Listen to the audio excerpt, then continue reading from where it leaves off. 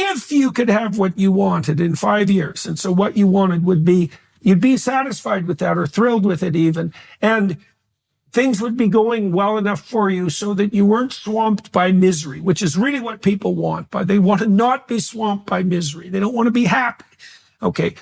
Right. Yeah. Right. Yeah. It's very important to know that. It's a very distinction. Yes. It's a very good distinction. Yes. So then, can you imagine anything that would satisfy you? So this is like a pretend game that a kid would play, like it's fantasy. It's like, okay, you get to have what you want now, but there's a condition here. You actually have to be taking care of yourself like someone you care for. Yeah. Okay, so now you posit yourself as someone you care for. Now you get to have what you want. What would satisfy you? But you have to specify it. Sure. Okay, so then we have people write just for 15 minutes with no real self-criticism. What might that be like? And then we have them criticize it a bit because you have to make it into a strategy and then differentiate. It's like, well, what would you want for a relationship? What would you want with regard to your family, your career, your education, your care of yourself, your service to the community, your mental and physical health? And again, same rules apply. You get to have what you want. Okay, so now we had young people do this when they came to college on their orientation day. 90 minutes, that's all they wrote. They either wrote for 90 minutes or they wrote about what they did for the last 2 weeks for 90 minutes. So it was randomized study. The kids who did the self-authoring program were 50% less likely to drop out the first year. Oh, wow. Yeah. 50%. Yeah. Yeah. And even the college where we huge difference. Stunning for a 90-minute intervention. Even the college that we did the intervention in wouldn't implement the program. We got 0 takers on the university side, which is, very telling as far as I'm concerned. Perfect word, telling. But the reason I brought it up is because the alternative to being a slave, let's say, which would be the alternative to self-actualization, is charting your own course. Yes. But then this is the question I have for you. Like, you were doing that when you had these dreams of writing. But why did you identify writing with yourself, and why were you motivated to pursue it? Because that's work too, like working with Goldman Sachs.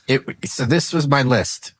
I remember the list distinctly, and I've checked them all off. Okay. No alarm clock, never have to talk to someone I don't want to, and never have to engage in small talk. That was all I wanted. So I've done stand-up for a little bit, and that was very frustrating for me because the lack of causality, meaning a joke that kills one night would bomb the next, and that threw me for a loop. Writing, I could do in my underwear in my house in my own time. So to have those things is, to me, self-actualization and a huge, huge blessing. Right. So that a blessing. Yes, I don't take it for granted. Yeah. President doesn't have that. So, when God comes to Abraham, he comes as the voice of adventure. And what he tells Abraham is that if he follows that voice, his life will be a blessing to himself. Right. There's other aspects of the deal, but that's one of them. His life will be a blessing to him.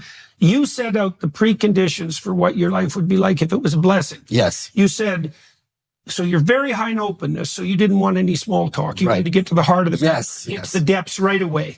Me and Michaela are 0 in agreeableness. Yeah. So never have to talk to someone I don't want to. Yeah. And I like my biorhythm. I go to bed at 2 and wake up at 11, Monday to Sunday. Right. That's my list. So you're an evening person. Yeah. Yeah. That's often associated with openness. Is that true? Yeah. There's actually there are morning people and evening people, and they have different temperaments. Okay. Yeah.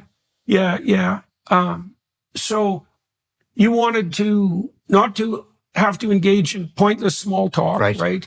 You said you want to set your own temporal rhythm. Right. Although, is it disciplined or is it erratic? Or do you just get up at the same time, but later in the day? It's organic. You just get up. Yeah. And that's okay. Eh? Yeah, it's the best. Yeah. Okay. Yeah, it's better for me psychologically if I get up at a regular time. But that is regular time. It's 11. But that's what I asked. You get up at 11. Yes. But so it's stable, but it's your choice. Yes. Right. So I don't have a clock. My body just wakes up. Right. So that means it's not, what would you say? It's not undisciplined.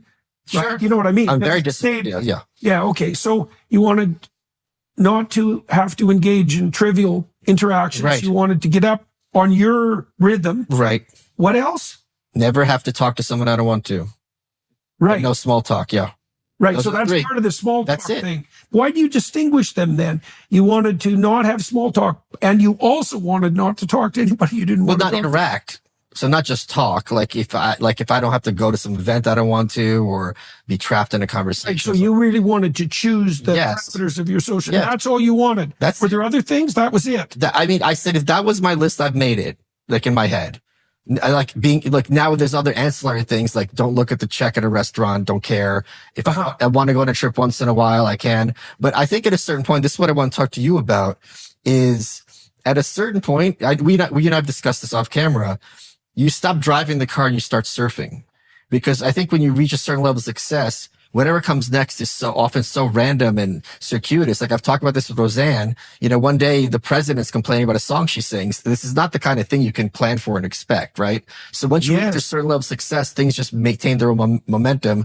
And I talked about this with Rogan also. He's like, yeah, just wake up. You're like, okay, you know, Prince Charles is complaining about me. This is my life. Okay. And you have to accept it. You have that So too. You went on with Jordan Peterson. Yes, yes. Well, so that's there's a specific reason I wanted to bring this up. So when I was writing We Who Wrestle with God, I was looking at their characterizations of the divine. That was going to be the subtitle. We used perceptions instead, but it doesn't matter.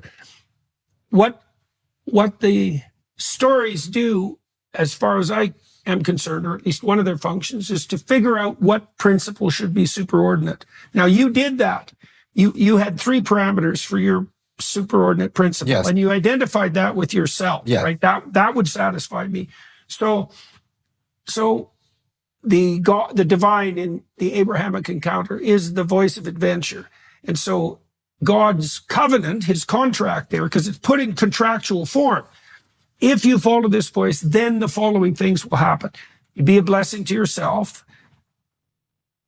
Your name will become known among other people justly. Yes. Right. So that's Check. a good offer. Right. That's a good offer, right? Because people want social standing, and that can be gamed and it can be falsified, but it can also be genuine. Yes. Right. Okay.